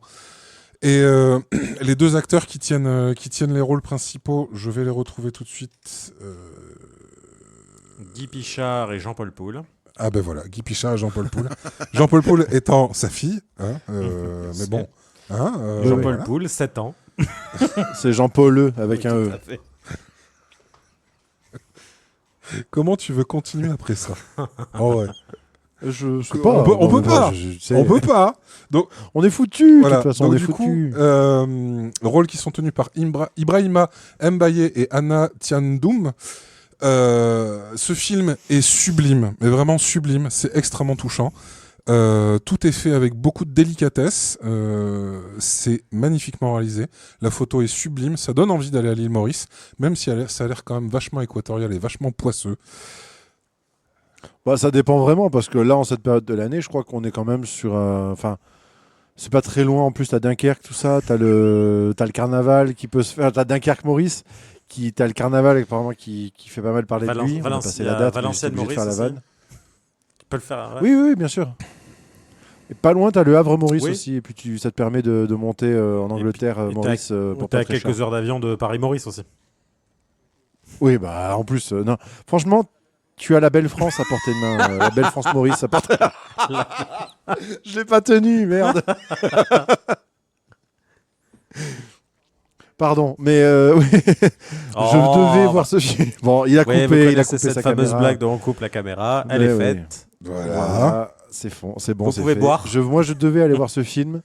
Et je devais aller voir ce film. J'ai pas eu l'occasion. Et du coup, il m'est passé à côté, mais je le regrette amèrement. Est-ce qu'il est visible en ce moment sur une plateforme? Je crois que c'est sur Il est Canal, visible non en VOD un peu partout, donc il doit être sur Canal. Ouais. Ok. Il doit être sur Canal. Ok, parfait. Mais je comptais bien me le mater. Oui, Je l'ai vu sur la VOD d'Orange, donc du coup je suppose qu'il est absolument partout. Et tiens, Il est je sur vais Canal du coup. Ouais. Ouais, voilà. C'est vraiment et apparemment c'est un film qui a pas fait beaucoup de bruit, qui a touché toutes les personnes qui l'avaient vu, mais qui ne sont pas assez nombreuses.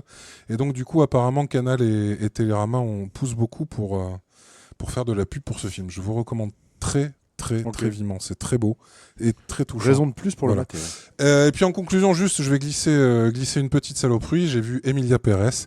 C'est magnifiquement filmé, mais je me suis rarement autant fait chier. Voilà. Yes, et pourtant, ok. j'aime beaucoup. C'est ce qui a fait que je n'y suis pas allé. pour le coup. J'avais Zoé très peur de ça. Saldana est magnifique. Comme d'hab. La réalisation est sublime. Comme d'hab. Ouf. Ah, ouais, Ah, vous n'aviez pas le geste Ouais. parce que Thibaut a dit comme d'hab en faisant un dab. Ouais. Un dab. Je veux lancer ça. C'est Donc, pas mal ça, je voilà. pense que ça peut prendre. Il faudrait que tu trouves un fouteux un peu teubé Je pour pense, lui ouais. proposer de le faire en permanence. Ça pourrait prendre. Oh, je travaille dans un Ah. collège. hein. Ah. J'ai que ça. Est-ce que tu as commencé à essayer de l'imposer à des collégiens? Non, pas encore. Ça fait quelques années que je travaille dessus, mais j'attends de le perfectionner pour vraiment le lancer de manière naturelle et quitter l'endroit où je serai à ce franchement, moment-là pour laisser les gens Tu cogiter. peux balancer ça à un petit Kevin le rigolo. Je crois que ça s'impose comme une traînée de poudre en 2 jours. Ouais, Ils font je tous pense. des comme d'hab. Hein. Je pense. Ou alors tu Je le pense, vends à j'espère. Epic Games pour qu'ils le foutent dans Fortnite et ça va prendre direct aussi. Bah, 100%, bien sûr. Bien sûr. Bon, bah écoute, voilà. J'ai un business plan et je vous en remercie beaucoup. Et nous aussi, on va vous remercier parce qu'on arrive au bout de cette émission. Bah, je crois, On a traité de tous les problèmes. Mhm. On a tout envisagé, on Oui. a tout évoqué, Ouais. on s'est ouvert à vous, on vous a tout donné. Oh. Est-ce que je peux aborder Vas-y. un sujet mais Ah. extrêmement rapidement parce qu'on n'en a pas parlé, il a fallu faire des choix. Je veux juste dire un mot très rapide, comme ça c'est fait. Si vous ne l'avez pas encore fait, regardez impérativement Non. la série Astérix. Ah, je suis en train. Ah, je dois me la faire aussi. Je l'ai regardé en 2 jours. Et Dieu sait que ça a Ouais. été très dur de la regarder en 2 jours parce que j'aurais préféré la regarder pendant 2 jours, non-stop. Parce que la série est courte. Je suis un ultra fan d'Astérix. Et moi donc. C'est vraiment voilà. Et en fait, c'est vraiment. Tu vois, tu parlais tout à l'heure de ta maman qui lisait des films de SF. Mais ma maman lit des Astérix depuis toujours. Eh ben, ma Je les maman ai aussi. lus. Hein. Ouais, Ma j'ai maman m'a les- transmis Voilà. les Astérix aussi. Eh bien, je pense que c'est ce qui s'approche le plus du matériau original en termes d'écriture, en termes de beaucoup de choses. Apparemment, ça a tellement plu, même aux ayants droit Uderzo, qu'ils lui ont proposé de réaliser Astérix au cirque, qui est celui qu'ils étaient en train d'écrire lorsque Uderzo, je crois que c'est lui ou Goscinny, je ne sais jamais lequel est décédé en premier. Goscinny, Je crois ouais, que c'est je crois. Goscinny. Quand Goscinny est décédé, ils ont proposé à Alain Chabat d'écrire la fin. Pour finalement le sortir. C'est une BD donc, qui existe depuis presque 50 ans mais qui n'a jamais été terminée. La série est incroyable avec la touche Chabat qui fait un très bon Astérix. Toutes les voix sont exceptionnelles. Il y a des acteurs Enfin, c'est ça clique. Des mecs à la mode mais qui font vraiment le taf. Des mecs qui n'ont rien à faire là ou en tout cas que qu'on n'imaginerait pas là. Par exemple, un Jean-Pascal Zadi en légionnaire qui est absolument divin. Et il y a un personnage, et je regrette, parce que je ne veux pas vous le dire, donc je ne le dirai pas, mais je refuse de croire qu'un de ces personnages n'a pas été intégralement écrit par Thibaut, juste sur un coup de tête. Voilà. Surtout, Ok. le personnage existe dans la BD, mais c'est son texte et sa voix. Voilà. Mais cette série est incroyable de A à Z. comment il s'appelle, juste Je sais même plus. Mais c'est Que je puisse le Oh, spotter. tu vas le non, spotter. tu J'ai l'as même Ok. pas besoin de te le lire. Tu le spotteras. et voilà, Ok. il est doublé par quelqu'un que personnellement j'aime énormément. Et c'est voilà. Donc je vous conseille, si vous ne l'avez pas encore regardé, de le faire très rapidement. Ça se regarde vite. Surtout si vous aimez Astérix, c'est génial. La musique, les couleurs. Le Tat a fait un travail exceptionnel. Voilà. Mais oui, les Toulousains. Oui, le film est toulousain. Et voilà, on les Voilà. embrasse. Donc voilà, regardez-le, c'est incroyable. C'est tout. Moi, je reste sur quand même l'Astérix Merci. d'Astier, le premier, le Domaine des Dieux. Pour moi, c'est ça On est la d'accord. version la plus proche. C'était merveilleux. suis entièrement d'accord avec toi. Très, très merveilleux. Eh bien, regarde vraiment celui de Chabat. Ouais, je suis en train de le regarder. Surtout Je si passe tu- un bon ouais. moment, mais je me roule pas par terre. Ah ouais, putain. Si moi... alors, il y a surtout les 2 derniers épisodes, notamment à cause de ce personnage, j'ai ri, mais à en chialer de rire. Mais je l'ai trouvé vraiment génial. Mais attention, ceux d'Astier sont vraiment top, hein, les 2. Donc, Ah, Ils sont Ouais. extraordinaires, vraiment. je trouvais le deuxième un peu en dessous, mais le premier m'a vraiment, moi je trouvais le vraiment deuxième foutu super une bien. claque de l'enfer. Ouais. Oui, parce que pour le coup, comme à l'époque où ils avaient fait le Astérix de Chabat en film, il y a beaucoup de plans où limite tu sens qu'il a repris le plan de la BD et que c'est devenu son storyboard en fait. Et qu'il a reproduit des plans à l'identique. Et ce qu'on retrouve, je trouve aussi un peu dans le combat des chefs, il y a certains passages où... Mais moi, la sensation que ça me fait, c'est pas d'être une adaptation d'une fidélité absolue, c'est d'être une mise à jour d'Astérix. D'être certes extrêmement fidèle, mais de mettre les choses un peu plus au goût du jour, dans le rythme, Ouais, de moderniser le ouais, tout à matériau, fait. quoi. Et il le fait très bien, hein, c'est Chabat. Ouais. De toute façon, tout le monde aime Chabat, en vrai. Oui, c'est vrai. Oui. Qui apparemment, donc j'ai su, je crois que je vous l'avais dit à vous, mais j'ai su que j'ai rencontré un lightning artist du TAT, donc qui a travaillé sur le film. J'ai son contact, on essaiera peut-être de le faire venir dans une émission pour en parler. Ce serait Et en mortel. fait, je lui ai dit, écoute, la question qui nous intéresse tous, mais est-ce que tu as rencontré Alain Chabat? Il m'a dit oui, et je lui ai dit alors? Il m'a dit, écoute, il est encore plus sympa en vrai qu'on le penserait. Apparemment, en fait, il est venu le premier jour au TAT, il leur a amené à tous des goodies burger quiz, à tous les employés du TAT, et ensuite il a loué une salle de cinéma pour organiser un visionnage de la série avec tous ceux qui avaient participé dessus, et il a regardé la série avec eux en donnant des petits trucs sur l'écriture, le machin. Apparemment, c'est quelqu'un de délicieux. Au moins 300 personnes l'ont confirmé d'une seule voix. Donc, c'est que ça doit être vrai. Bah, je pense, ouais, effectivement. Bah, je trouve ça merveilleux. J'ai vraiment pas hâte qu'il tombe pour un mytho, lui. Mais ouais, c'est. Le plus tard sera le mieux. Et oui, mais on n'a plus le droit de dire que lui, non. c'est Ouais, bien, parce que Non, non, il y en a non, beaucoup. Après, j'ai pas été très surpris par Danny de Danny Eras, mais bon. Qui Vous connaissez pas Dany et Raz, qui sont deux Twitchers de gauche. Non. Dany Caligula, qui s'est fait connaître en faisant des vidéos philo à la même époque, le début d'Usul, et qui twitchait avec son collègue Raz depuis quelques temps, et qui appelait souvent au harcèlement, qui ont amené... et puis voilà, donc du coup le monsieur... a eu son article Mediapart, donc faut juste espérer que Chabat n'ait pas son article Mediapart, ou juste un article. Oui, voilà. On a fait une enquête sur lui, et il est aussi gentil qu'il en avait l'air. Révélation Mediapart, en fait, personne s'est trompé, il déchire. C'est tout. Ça reste le meilleur Même film. si je vais faire le pisse froid, mais c'est vrai qu'il y a un côté, par moment, je trouve un peu boomer. Dans ce Astérix. Ah ouais, il y a quelques blagues où je me dis je suis vieux, Chabat fait partie des personnes qui ont construit mon humour, et son humour est vieux. Voilà, ça me fait rire. Mais il y a un truc qui... Par moment, j'ai vraiment eu des... Bon, bref. Voilà. D'accord. Donc du coup, pour moi, c'est pas un ciel bleu absolu. C'est cool. C'est sympa que Chabat ait fait ça, mais c'est pas... Ah non, pas un vraiment, absolu. je trouvais ça génial. Vraiment.